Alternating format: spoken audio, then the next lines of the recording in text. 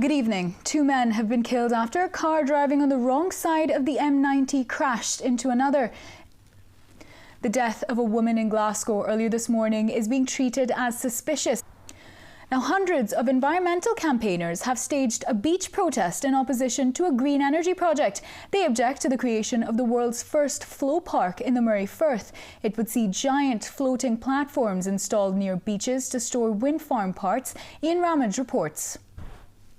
Well, to football now, and Dunfermline are through to the Scottish Cup final after defeating Falkirk at Hampden on penalties. And now finally, over 30,000 fans attended Murrayfield to see Scotland play England in the Women's Six Nations, smashing the record for the largest crowd at a standalone women's sporting event in Scotland. Scottish Rugby say the record attendance is a powerful statement about the incredible passion of fans, as Laura Piper reports. Well, that's all from STV News for the moment. Enjoy the rest of your weekend and bye for now. Good evening. An investigation into the murder of a woman in Glasgow's East End continues today as police also urgently search for a man who was last seen in the area around the same time as the death. The woman killed has been named by police in the last few minutes as 82-year-old Elizabeth Colligan. Patrick Mullen has more. The police watchdog will investigate the circumstances surrounding a crash in which two drivers died after one of them drove the wrong way on a motorway. The collision happened on the M90 near Kinross on Friday. Both drivers, a 44-year-old man and a 20-year-old man, were pronounced dead at the scene, as Laura Piper reports.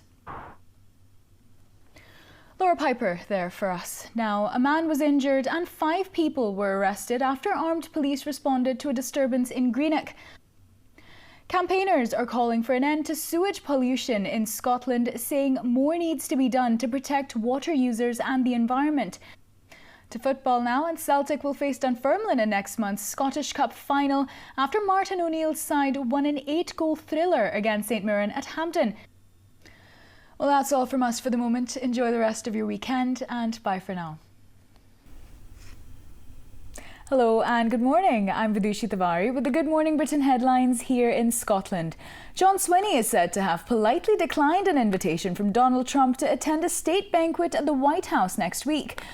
That's the news. Now Philip has the weather. And that's all for the moment. I'll be back in about an hour's time. Goodbye.